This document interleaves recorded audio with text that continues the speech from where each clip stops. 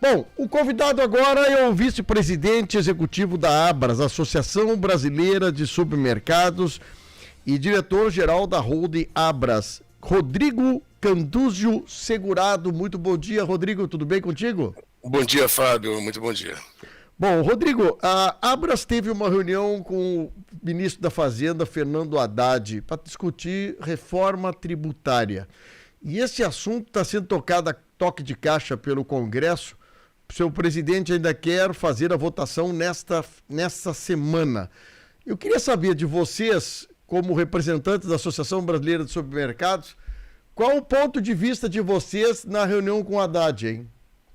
Olha, nós somos a favor da reforma tributária e dos aspectos positivos que ela traz para a economia brasileira, principalmente com simplificação, com redução do custo de manutenção do sistema tributário e com a segurança jurídica. Sim. Porém, o que se propõe não é uma reforma tributária, é uma reforma sobre produtos, sobre impostos de consumo. O IVA, o Imposto de Valor Agregado, é um imposto de consumo, ou seja, quem paga o imposto é o consumidor.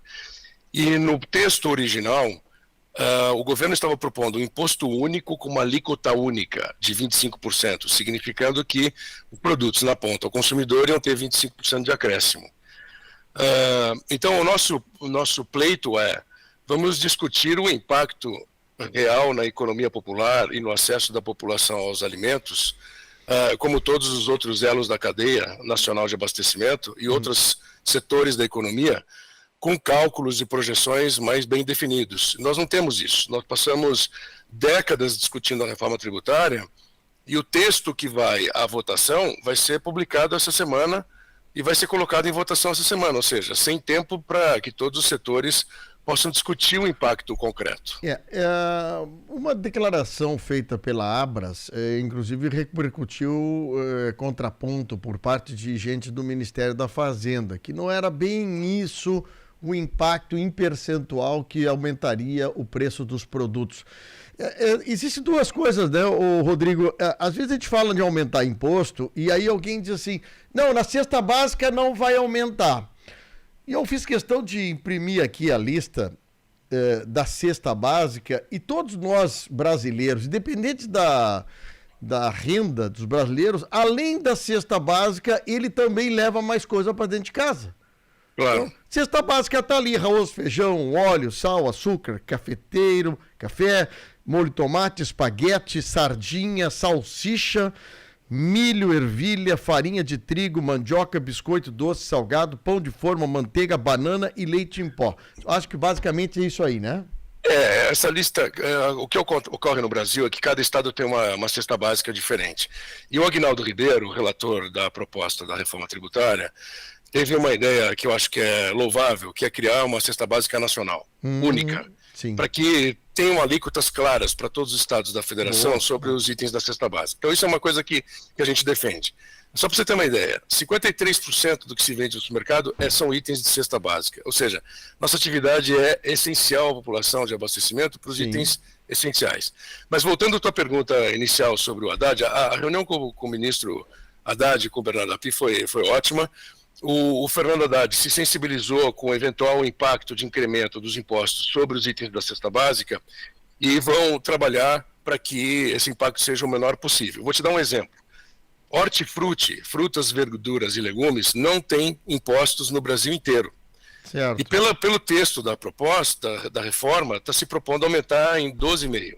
De 0% para 12,5%. Então ou seja, já teria um impacto aí. Outros itens da cesta básica, que não seja frutas, legumes e verduras, poderiam ter 25% ou outras alíquotas. Isso, de alguma forma, não vou dizer que isso vai ser transferido para o consumidor em preço, diretamente, mas, de alguma forma, vai haver um acréscimo.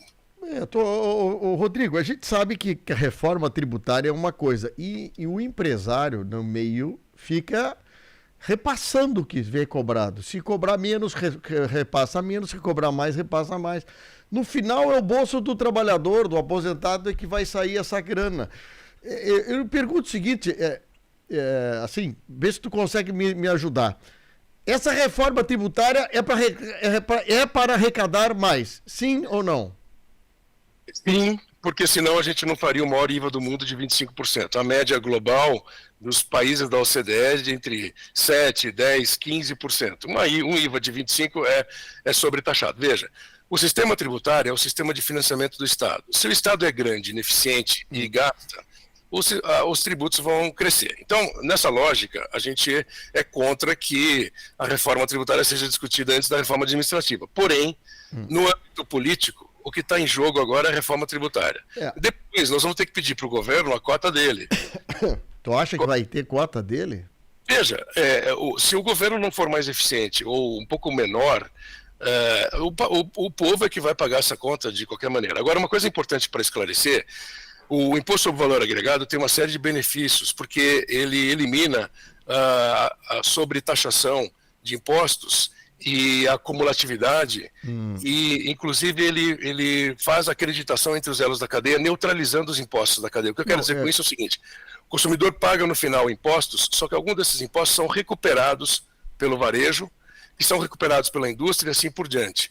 Então, como essas contas e essas simulações não foram apresentadas pelos formuladores com o nível de profundidade dos estudos que nós fizemos, existe uma assimetria de dados. Nós fizemos as contas sobre quanto nós compramos, quanto pagamos, qual a representatividade da cesta básica e dos itens, a margem de lucro e os impostos que a gente recolhe. Versus o que a reforma vai propor, a gente fez a conta, a gente vai ter um incremento de tributos na cesta básica no Brasil de 60%. Significa que os preços ao consumidor vão subir 60%? Não. Mas os nossos tributos vão crescer 60%. Parte disso vai ser creditado, parte não.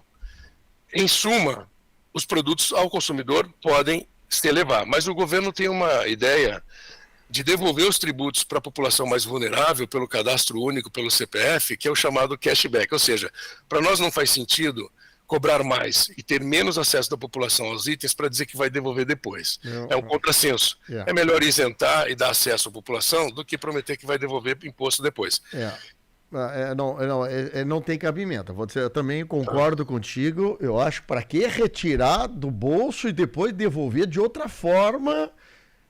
A não ser que o governo, desculpa te interromper, a não ser que o governo desse o desconto na boca do caixa para a população vulnerável, fazendo aquele item de produto custar bem menos do que ele custaria. Aí sim a população teria acesso aos produtos. Mas se a renda aumenta de todo mundo, aumenta emprego, aumenta outra coisa e a roda começa a funcionar. O problema é tu empobrece o povo e de uma forma tu tenta devolver de alguma forma com aquela mão que a gente sabe que é a mão daqui a pouco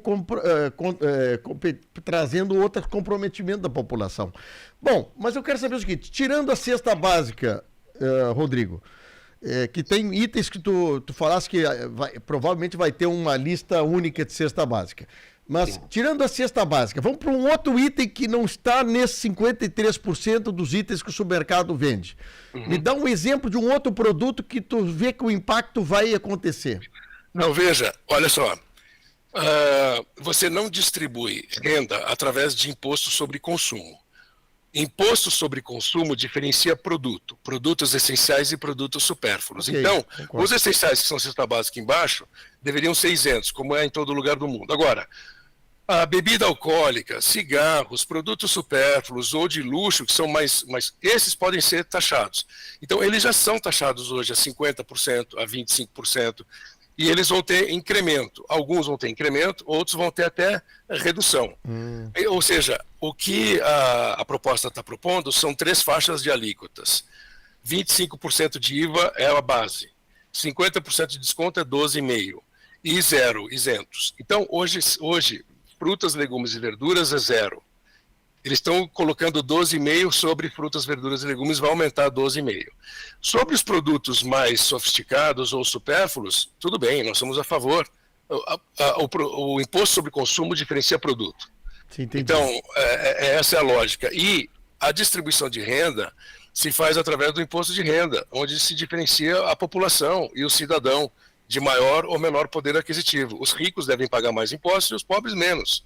Mas como o IVA joga todo o sistema tributário de consumo na ponta, quem vai pagar é 70% da população que vive com 2 salários mínimos e que coloca essa renda para alimentação, transporte, habitação, itens básicos, né, da vida do cotidiano do brasileiro. Assim, ontem à noite me detive a ouvir comentários e entrevistas de governadores e prefeitos.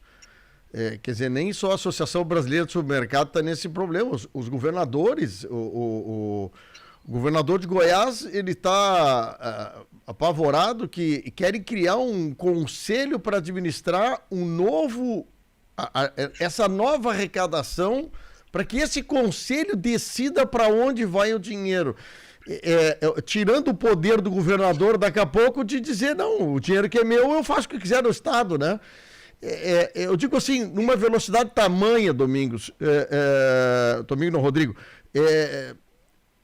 se tratar de um assunto tão importante no Brasil.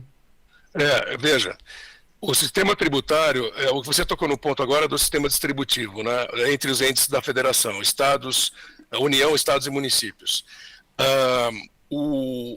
A proposta que está sendo colocada, ela deveria deixar o imposto onde ele é recolhido naquele ente da federação, seja no município, no estado ou na União. E, de novo, a União está concentrando a arrecadação dos tributos para depois distribuir, ou seja, o dinheiro fica passeando, ao invés dele ficar sendo alocado no local. Então, tem essa questão dos estados, mas não só nós do comércio, mas todos os setores da economia estão questionando e querendo entender melhor e mais em profundidade os impactos da reforma, porque o formulador não apresentou os cálculos.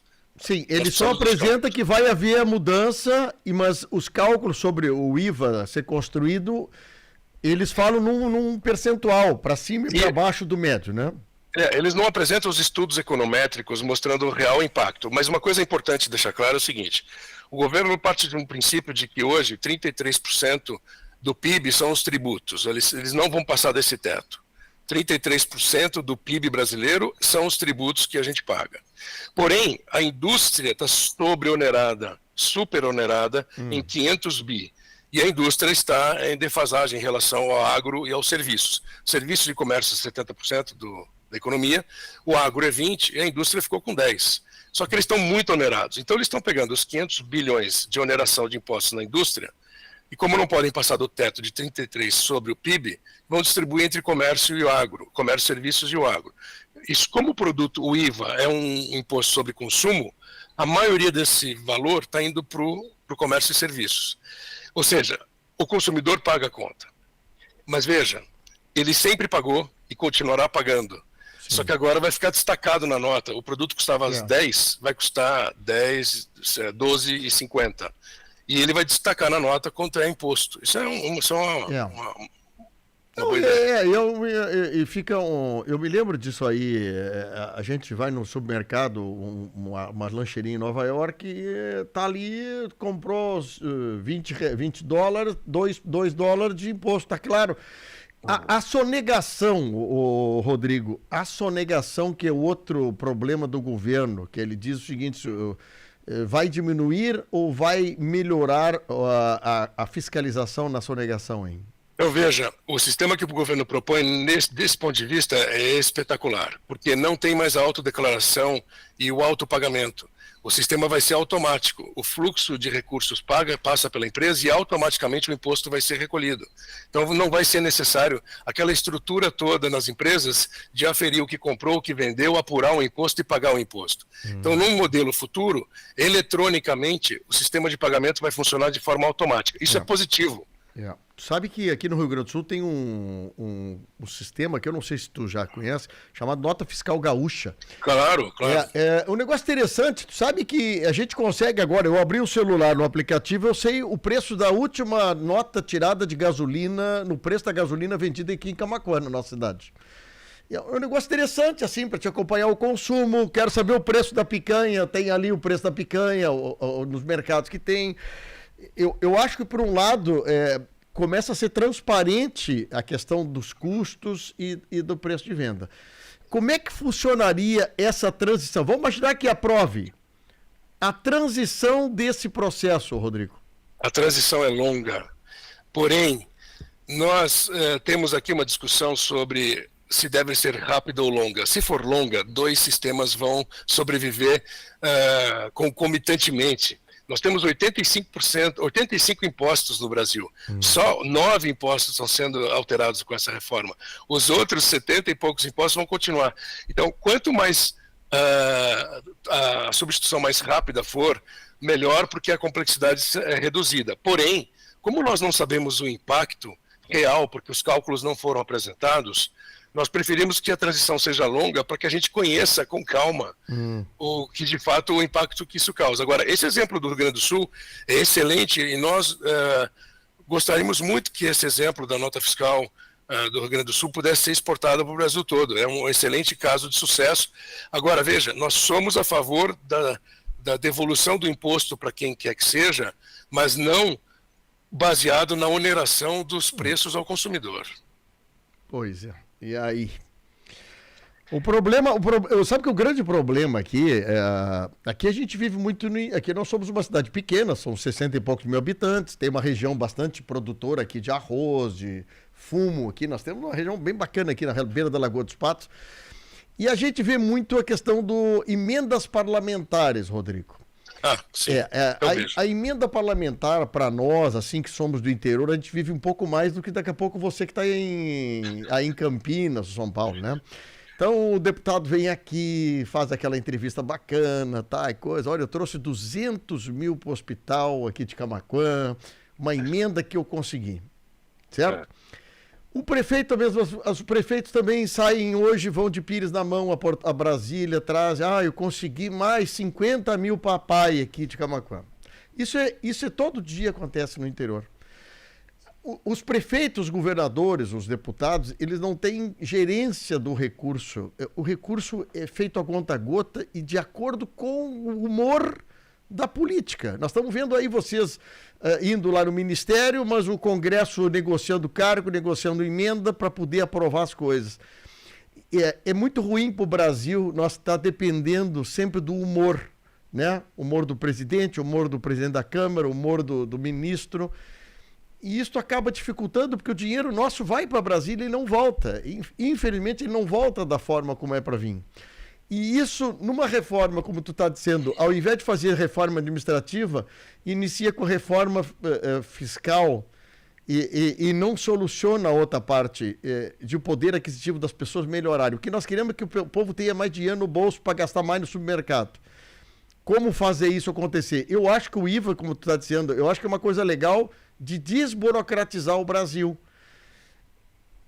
Agora tu me diz o seguinte, tu fala em transição, tu não me deu tempo de transição. Qual é o tempo que a Abras imagina que acontece isso? Não, eles projetam 50 anos de transição, alguma coisa que é absolutamente improvável que o Congresso assine um cheque em branco para efeitos e impactos daqui 30, 50 anos. Então, essa régua do tempo não está sob nosso controle e provavelmente a gente vai conhecer o texto novo do Aguinaldo Ribeiro essa semana. E aí nós vamos poder ponderar. E é por isso que os estados e governadores estão reclamando. E nós acreditamos no sistema distributivo, onde o município e o estado e a União tenham cada um a sua parte dos tributos para serem gastos e investidos nas suas localidades, e não depender do governo federal. E o que é isso que o Ronaldo Caiado está levantando e que fala de uma federação, de uma confederação, de um conselho? O que se diz é o seguinte, de tudo que é arrecadado, vai ter um conselho que vai fazer a distribuição desses recursos para o desenvolvimento de cada região do Brasil, conforme a sua necessidade, mas sob a governança de um ente a ser criado. Então, veja, se você já distribuir o recurso aonde ele é gerado, de acordo com o PIB, com o desenvolvimento, etc., você não precisa do conselho para redistribuir. E aí fica, como você disse, fica à mercê da política. E acho que nós não deveríamos ter a política envolvida nisso. A regra tem que estar clara para dar autonomia para os municípios e para os estados, aquilo que é da federação e da União, muito bem, mas o que não for, tem que estar na mão dos estados e dos municípios. Nós defendemos essa distribuição mais equânime aí dos recursos. Coisa complicada. Alguns governadores ficaram em Brasília hoje para tentar ver se conseguem mudar. Alguns disseram que melhorou um pouco a situação. O próprio governador teu aí, o Tarcísio, disse que melhorou um pouco, mas às vezes São Paulo, né, o Rodrigo, o que é bom para São Paulo não é bom para um estado diferente, menor. Por exemplo, o governador lá do Espírito Santo Diz que melhorou, assim, mas não convenceu. O Tarcísio disse que se convenceu um pouco mais. Mas como o Brasil é completamente diferente uma coisa da outra, um estado do outro, né? Uma régua definindo o que é bom para um e bom para o outro não é muito fácil de construir, né? Então, mas veja, você acha que nós deveríamos estar correndo às pressas com esse nível de complexidade de impacto de última hora para votar? Quer dizer, a nossa proposta era: deixa passar o recesso. Em agosto, a gente tem 40 dias para todos os estados, municípios e os setores da economia avaliarem os impactos e poderem discutir com calma. Quer dizer, então o que provavelmente vai ser colocado em votação é uma estrutura básica e depois as leis complementares que durante o segundo semestre vão ser redigidas para entrar no detalhe da nomenclatura. Por exemplo, a cesta básica nacional e os itens e a alíquota, isso não entra no texto agora, entra na lei complementar futura. Mas nós gostaríamos de, pelo menos, resguardar o direito da população brasileira com alguma coisa que nesse texto inicial já dê garantia de acesso da população aos alimentos. Que coisa difícil, hein? Eu acho que eu vou ter que te chamar depois da semana que vem, caso a gente precise, porque é uma coisa extremamente complicada. Olha, eu fico assim, apavorado como vocês que representam milhares de associados, né? Sim, são 94 mil lojas de supermercados no Brasil, nós atendemos 28 milhões de clientes dia. Agora, mas veja, hoje vai haver uma reunião da Frente Parlamentar do Comércio e Serviço lá em Brasília, que as frentes parlamentares que organizam os pleitos legislativos de cada setor da economia estão todos reunidos para poder orientar os deputados federais sobre a votação disso hoje essa semana na Câmara. Mas veja, nós temos a Casa Revisora, que é o Senado depois, o texto passando pela Câmara, indo para o Senado. No Senado há a possibilidade ainda de revisão para depois retornar à Câmara. Veja, nós não vemos como coerente ou prudente fazer uma votação tão acelerada sem que todos tenham... Nós não temos os esclarecimentos de informações que o governo tem disponível. Agora imagina o seguinte, o Rodrigo, que é vice-presidente da Associação Brasileira de Supermercados, estão se debruçando, tu é um executivo, debruça em cima do assunto. Agora tu imagina, olha só a cena, um deputado gaúcho que vem lá do agronegócio, o cara é outra vibe, é formado em jornalismo, não sei o quê. Ele não tem o conhecimento e a profundidade do texto e dos assuntos que vocês, como entidade, estão debruçados. Como é que um cara desses vota, Rodrigo? Olha, sabe como ele vota? Nós temos um comitê técnico na Abras sobre a reforma tributária com economistas de renome, tributaristas, contadores, empresários e líderes setoriais, são quase 30 pessoas, debruçados sobre os textos para explicar para o nosso próprio setor.